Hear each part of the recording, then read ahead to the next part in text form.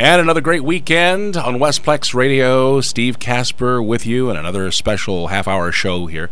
It's What About Nutrition? So welcome to it, the show that explores the link between nutrition and optimum health and asks the overlooked question, what about nutrition? Every day there is more specific evidence and research regarding the critical importance of nutrition for the promotion of optimum health. On What About Nutrition on this radio station, we'll focus on dietary supplements, herbs, vitamins, and homeopathic remedies. What they are, what they do, and how to use them. We'll also discuss diet, exercise, and other aspects of living a healthy lifestyle in the 21st century.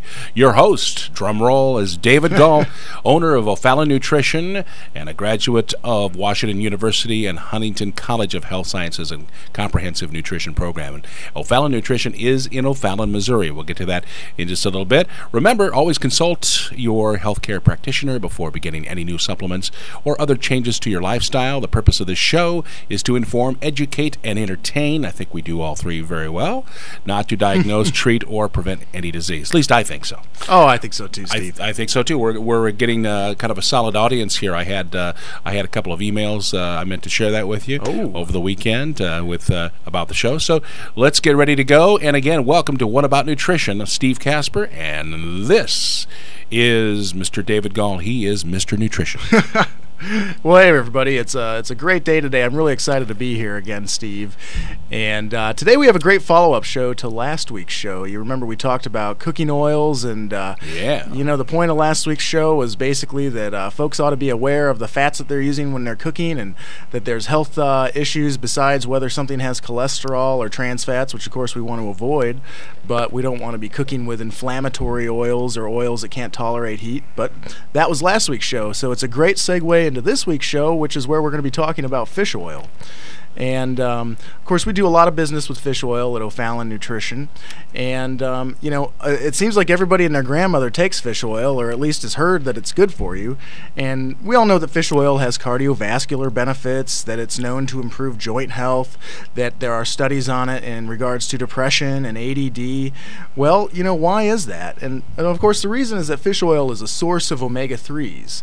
And, you know, in last week's show, we talked about fats. Well, omega-3s are a very active fat in the body. Some fats are basically just used as energy for the body. Other fats are used for production of things like hormones and such, but omega-3s are very complex fats that the body needs to use for specific chemical reactions and processes that take place in the body. In fact, our cell membranes are made partially from omega-3s, and those omega-3s have some qualities. They're very liquid, unlike, you know, like picture like Crisco, Steve. You know, Crisco's not a very liquid fat. And so as a result, it makes it hard for the cells to actually bring in information and bring in nutrients, as well as to bring things out. They have to be liquid, kind of permeable, and omega-3s are required for that. But that's a whole other tangent I'm jumping into. You look like you almost have a question, Steve. But well, I was, you know, we're talking about fish oils, and I was bragging the first couple of shows how I have actually taken omega-3 fish oils for 20 years. I jumped on the bandwagon really early Smart with it. Man. Back then, there was probably only one or two or three makers out there, and and it was probably like only 250 milligrams or something. But I was taking 4 or 5 of those, and so now we're learning more and more about that. But I take them with coffee. I can't take them with coffee, but I usually take them with soda or something with a taste. What about taking these with coffee? Because I know a lot of people in the morning, they take their supplements and they might take them with coffee. What about that? Sure. Well, you know, you had mentioned earlier that when you take them with coffee, it seems to kind of upset your stomach. Yeah. And I was speculating that maybe that was because, you know, the caffeine in coffee, and coffee's quite a bit higher in caffeine than most sodas. It's at least double, if not tripled, per ounce. And caffeine stimulates part of the brain called the sympathetic nervous system, which is the fight-or-flight response, the adrenaline response. And we've mentioned in other shows that the mineral magnesium helps to encourage the opposite of that, the parasympathetic. So I just like to throw that out. But anyways, if we're going into fight-or-flight mode, the adrenaline response kind of turns off our organs of digestion.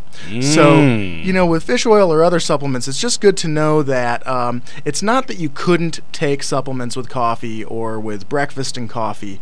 I do that sometimes too, but I do take fewer supplements if I am sitting there drinking coffee for basically the same reason.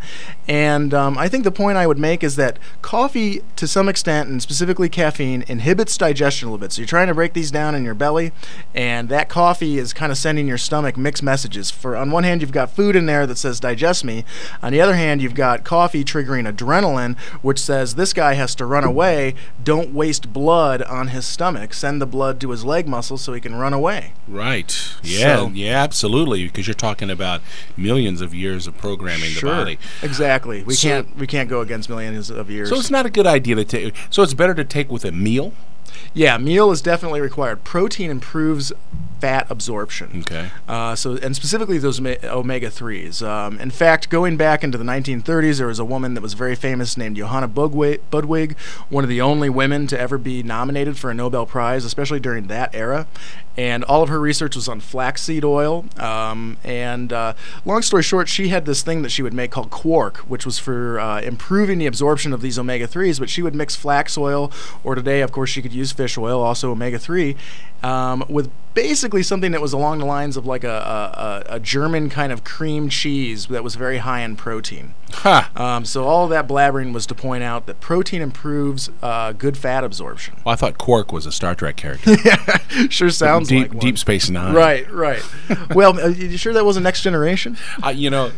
Well, no. Quark was Deep Space Nine. Oh, you're for real? That was a Star Trek. It was something like, yeah. And I also met him in Las Vegas over there at the Hilton when they had the thing. They had him walking around serving drinks, as a matter of fact. That's pretty cool. Give me a pina colada. Small world, man. That wasn't protein, but it was right. I actually ate my supplements. I took my supplements with a nice pina colada with Quark. That's how this whole thing cycles around.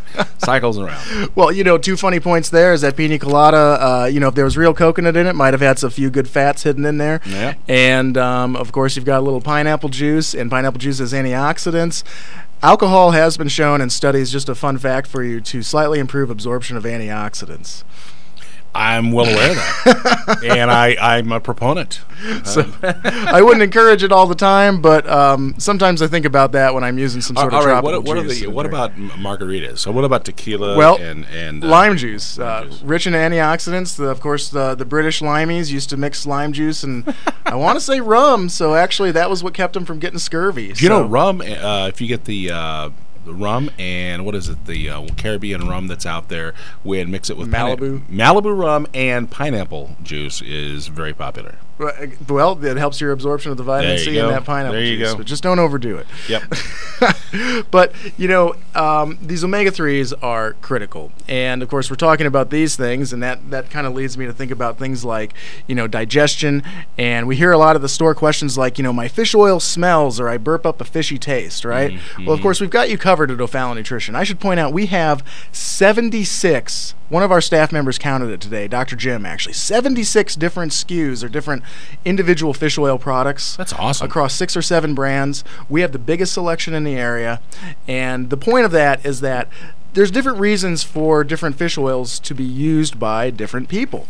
Some people might burp up fish oils, and there can be different reasons for that involve their digestion. But the point is that we have enteric-coated fish oils that don't even break open until they pass your stomach and go into your small intestine. Wow. So they can't really be burped. It's like 007. Right. It's really high-tech. And one of these brands called Renew Life actually puts in an enzyme called lipase, which breaks down lipids or fats.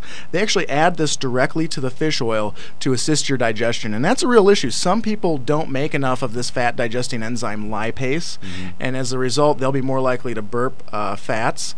And sometimes you see things that's indicated, by the way, in encouraging acne.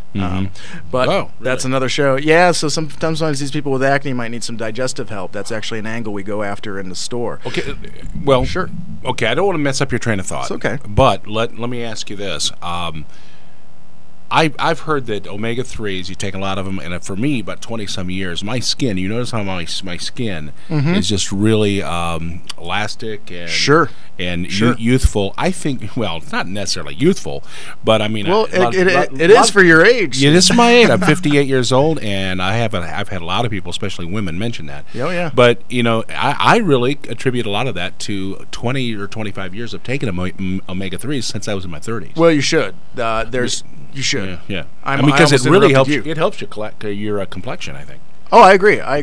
And a lot of research has actually shown that. And, from a scientific standpoint, it's because our skin cells, the outside of them, their membranes again, which is just like the skin of the cell, that's made from essential fatty acids. So if our body doesn't get the right fats, it has to make those membranes out of other fats. I can't tell you how many people are needlessly suffering from dry skin, particularly in the winter. Yeah. And then they're smearing all these artificial lotions on them, which are made from petroleum, so it's like synthetic fat.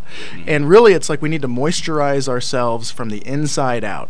And to do that, you need sufficient omega-3s and some other good fats, but omega-3s are the stars of the show, in order to form those healthy skin cell membranes and have, like you said, really elastic, emollient, good-looking skin. Well, soft, smooth. They did research, and I remember reading about this many years ago, about 10, 15 years ago.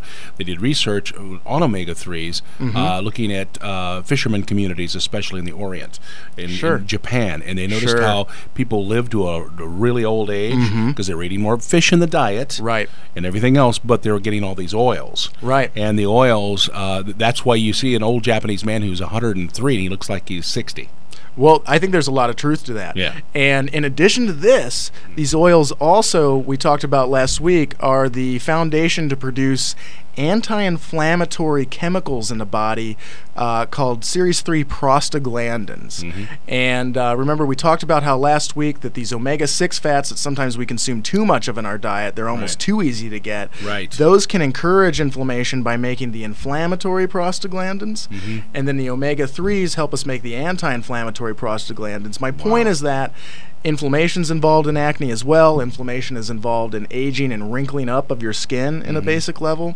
So there's a variety of levels through which these things actually do help your skin, including moisturizing from the inside out, but also reducing inflammation there. So I think when we come back in the second half of the show, we can really get into some of the nitty-gritty of this. Folks, we're having a wild time today. It is What About Nutrition? You're listening to on Westplex Radio. We'll be back in just a moment with part 2 as we talk more about fish oils.